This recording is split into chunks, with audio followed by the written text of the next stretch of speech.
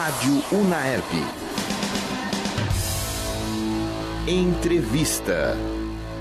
Olá, ouvintes da Rádio Unaerp, meu nome é Alisson Henrique, eu sou aluno da última etapa do curso de jornalismo e estou aqui com uma convidada muito especial, a jornalista Natália Querubim, editora-chefe da revista RPA News, publicação especializada no setor sucroenergético. Nessa entrevista, ela vai falar sobre como é trabalhar cobrindo o agronegócio, setor que há muito tempo é um dos pilares da economia brasileira. Natália, é um prazer enorme te receber aqui hoje. Obrigada, é um prazer também estar aqui. Então, Natália, para começar, eu gostaria de saber um pouco sobre a sua carreira. Quando você escolheu seguir a profissão de jornalista? Eu acho que eu fiquei entre duas profissões. Quando eu comecei a estudar, fazer cursinho e tal, eu pensei em duas profissões. Eu gosto muito de cozinhar, então eu pensei em fazer gastronomia e depois, como eu sou muito comunicativa e sempre gostei de ler, sempre gostei de ver jornal, eu pensei no jornalismo de cara. E aí eu percebi, no final do terceiro colegial, que eu queria realmente seguir para a área de jornalismo, apesar ainda de gostar bastante de cozinhar, que eu percebi que jornalismo realmente era o que eu queria fazer, eu queria tentar. Então eu prestei algumas faculdades, na época federais, estadual, fora daqui do estado de São Paulo, mas não passei. Aí eu acabei começando a fazer aqui mesmo, na cidade de Ribeirão Preto, numa faculdade, e gostei muito de cara do curso, porque todas as aulas eram muito focadas em sociais, enfim, várias disciplinas que eu já gostei de cara. Então, foi assim que eu escolhi, que eu percebi que eu queria fazer jornalismo mesmo. E no começo, você esperava seguir qual área do jornalismo? O agro, que é o que você trabalha agora, era a sua primeira opção?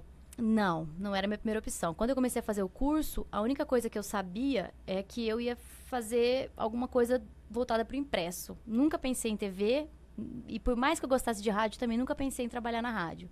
Mesmo tendo as disciplinas no final do curso e ter gostado delas, eu não me via. Eu me via escrevendo mesmo, né?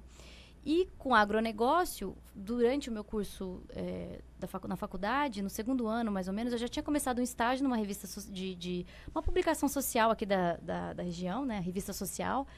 E então eu já comecei a ter um pouco de experiência de escrever notinha, texto, que falava de cinema, né? Temas culturais. Eu adorava, achava que eu ia trabalhar nisso, na verdade.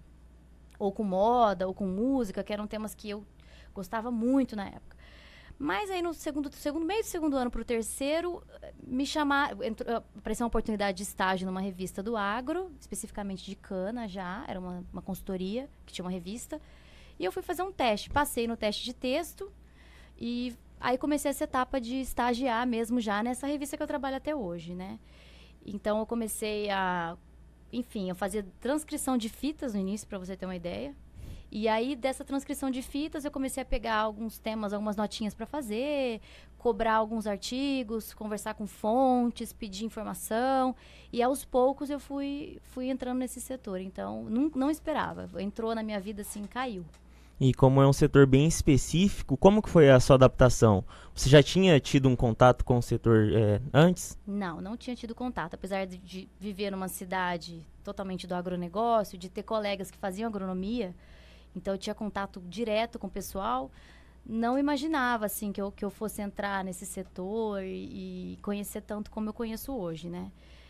Foi muito difícil no começo, transcrever fita não é nada, o problema maior foi começar a entender cada processo, dentro especificamente da área de cana. A gente tem a parte agrícola, a gente tem a parte industrial, a gente tem outros assuntos que são focados em mercado, conjunturais, né, do setor. E era muito difícil no começo. Então, o que me ajudou? Como eu era estagiária, o meu editor-chefe, meu chefe me mandava para muitos eventos, né? Então, eu participei de vários eventos técnicos mesmo sobre os assuntos e eu prestava muita atenção. Então, quando eu estava falando de pragas, eu estava no evento de pragas prestando atenção. E foi assim que eu fui aprendendo, lendo também clipagem de notícias do setor e notícias gerais sobre agronegócio. Isso me ajudou bastante também. Mas foi muito difícil no começo. E essa adaptação levou muito tempo? A partir de quando você começou a se sentir segura com o tema? Eu acho que no final do meu curso de jornalismo, que eu já estava no terceiro ano, o meu chefe, o editor-chefe, começou a dar algumas coisas para eu escrever sozinha. Então, matérias de pragas, por exemplo, algumas pragas da cana-de-açúcar, porque eu já ia nos eventos, matérias de, uns perfis executivos, foi a primeira matéria que eu peguei de verdade, que a revista tem um perfil executivo, que a gente fala um pouquinho da vida da pessoa, um pouquinho da carreira dela, trajetória. São matérias mais lights, assim. E então, eles foram me dando, e eu fui fazendo, e eles sempre me davam muitas dicas também de texto, né? Tá errado aqui, tá muito exagerado aqui, tá repetindo muito essa palavra. Então, eu ia corrigindo, e então fui começando a escrever texto sozinha. Foi daí que eu deslanchei, assim, peguei de fato. Mas eu vou dizer que a gente nunca sabe tudo. Por mais de anos que eu esteja no setor, eu nunca digo que sei tudo. E, na sua opinião, quais são as maiores dificuldades de trabalhar num veículo setorizado? Eu acho que encontrar temas, hoje como editora eu vejo isso, até antigamente quando eu ajudava também já a desenvolver pautas para esse setor, como é um setor especificamente de cana, por mais que a gente tenha várias áreas dentro de uma usina de cana, que você pode explorar vários tipos de assunto, parece que sempre estamos falando da mesma coisa. Então, a dificuldade maior para mim no setor segmentado é encontrar pautas inéditas, assuntos exclusivos para trazer o meu leitor, para falar, para trazer a atenção do meu leitor. Acho que é o mais difícil. E, pelo que a gente vê, a revista é muito técnica. Como são feitas as escolhas das pautas? Então, hoje, né, eu me reúno com o meu colega de trabalho e a gente discute um pouco, isso sempre aconteceu, na verdade, reuniões de pauta, para discutir um pouco que assuntos que estão em voga, quais assuntos que seriam interessantes trazer, ou alguma coisa que a gente viu que é interessante aprofundar um pouco mais, porque uma revista segmentada, a gente tem essa oportunidade de aprofundar alguns assuntos, né? Então, a gente procura sempre, ao produzir as pautas, em trazer os assuntos da forma mais aprofundada possível, até porque a revista é mais técnica mesmo e exige da gente uma atenção maior.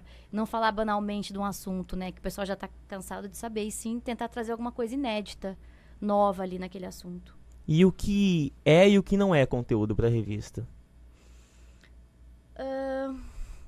O que eu posso dizer que considero conteúdo para revista? Bom, conteúdo para revista, eu acho que hoje em dia, tudo que seja inédito, que não seja muito banal. Por exemplo, eu não posso explicar para o meu leitor como que faz um plantio de cana-de-açúcar manual, por exemplo. Isso não é um assunto para a minha revista. Agora, assuntos inéditos eu acho que são pautas para a revista. Assuntos que realmente sejam novos, que tragam uma reflexão sobre algum assunto polêmico, talvez alguma tecnologia polêmica que surja ou que esteja sempre em discussão nos grupos do setor. Eu acho que são temas importantes. Muito se fala que o jornalismo impresso vai acabar. Você vê isso também? Qual a sua opinião sobre o assunto? Eu, particularmente, estou percebendo, acredito que talvez o jornal impresso, né, os jornais não segmentados, talvez não existam mais aqui um tempo, porque eu assino o jornal, ele chega na minha casa de sábado e domingo, assino a Folha de São Paulo, e quando eu vejo as notícias do jornal, dos factuais, parece que eu já li tudo na internet, tudo já foi discutido na internet, já saiu vídeo, já saiu discussões, então eu acho que o jornal factual acho que vai acabar. Agora, a mídia segmentada, as revistas em geral, mensais, que focam mais, que trazem mais conteúdo, um conteúdo maior, um conteúdo mais explorado, eu acho que elas vão continuar. Porque eu acho que a internet não tem espaço para conteúdo muito grande ainda. As pessoas não têm paciência para ler. O El País mesmo tem um site muito bacana, tem uma jornalista ótima que faz matérias gigantescas, e eu percebo que as pessoas têm preguiça de ir até o fim, porque são temas muito complexos.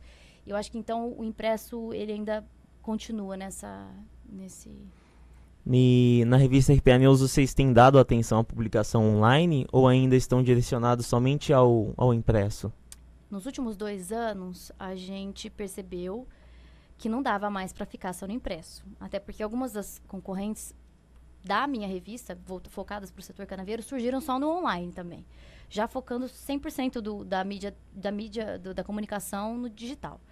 Então, a gente percebeu que não dava mais. E com o crescimento das fanpages, do Facebook, do Twitter, a gente começou a perceber que não dava mais para continuar só no impresso. Não era a realidade. Então, digamos assim, de 2 anos para cá, com a ajuda, obviamente, dos meus assistentes que trabalharam comigo nesse período, a gente foi desenvolvendo as mídias digitais. Então, site, Facebook, que hoje a gente pode dizer que é uma fatia importante para a gente lá também. Né? Comercialmente falando, em termos de publicidade, ainda não. Mas de conteúdo, a gente já considera que estamos aí em sei lá, se a revista é 60%, já estamos em 40% a gente dá importância para o digital. Então, acho que a gente está caminhando com os dois para crescer o digital tanto quanto o impresso. E você acha que leva tempo para acontecer essa transição? Eu acho que sim. Hoje eu não posso dizer que a gente vai desistir do impresso, porque eu ainda acho que o setor do agro, né, principalmente de cana-de-açúcar e tal, eles estão nos meios digitais, eles estão no Facebook, eles estão lendo notícias, mas eu não sei se, como eu te falei, esse conteúdo técnico, mais aprofundado, maior, mais para ler, assim, se eles ainda acham que esse conteúdo seria ideal para o online, né? Então, a gente está trabalhando assuntos no online, mas de forma diferente e tentando trazer mais o assunto de forma mais aprofundada no impresso. Eu acho que por enquanto, ainda nos 4, 5 anos, a gente consegue manter bem essas duas mídias funcionando. E na sua opinião, qual a importância do agro para o Brasil? Você vê o setor valorizado por quem é de fora? Não. Eu acho que, principalmente assim, considerando as mídias tradicionais, elas não têm muito espaço, né? Porque são muitas pautas, são vários assuntos. Então, acho que não tem muito espaço para o agro. A gente tem cadernos de agro já em grandes jornais, principalmente jornais de mercado. Eles dão um espaço muito grande para o agronegócio, né? Principalmente para o setor canavieiro, que é um setor muito grande. Mas eu sinto que ainda não temos como abordar certos assuntos com tamanha profundidade necessária nesses veículos gerais. Eu acho que o segmentado entra com essa importância. E devido a isso, você acha que o setor sofre um preconceito do público? Acho que sim, com certeza. Eu acho que as matérias, é por isso que eu te falei, eu acho que o jornal tradicional, ele vê a pauta de uma outra forma, né? Ele tá vendo ainda, por exemplo, a questão da colheita mecanizada, ele tá ainda vendo lá a questão do trabalhador, uma questão que a gente já aprofundou, já sabe onde chegou. Para o público em geral, eu acho que falta um pouco trabalhar outros assuntos para realmente desmistificar a imagem errada que o agro tem hoje. Eu acho que falta um pouco. Eu acho que o segmentado vem para isso, mas não chega, talvez, no público que a grande mídia chega. Como a gente entendeu, você está trabalhando no setor há muito tempo. Você tem vontade de trabalhar em outra área, cobrir outros assuntos? Seria muito bem-vindo. Eu acho que aprender em outras áreas. Por exemplo, eu sou especializada no setor canavieiro hoje, né? Eu trabalharia, em geral, com agronegócio, por exemplo. Eu trabalharia com cultura, que é uma área que eu gosto muito, com moda, que eu gosto muito. Mas são setores completamente... Moda com agro é completamente diferente. Do público, do tipo de texto, do conteúdo que você gera e tudo mais. Então, eu acho que, sim, trabalharia. Com certeza trabalharia até para aprender também.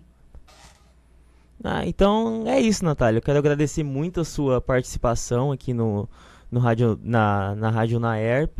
Foi um prazer muito grande. E eu é que agradeço. Obrigado, pessoal que nos ouviu. E o Rádio Unaerp Entrevista fica por aqui. Rádio Unaerp.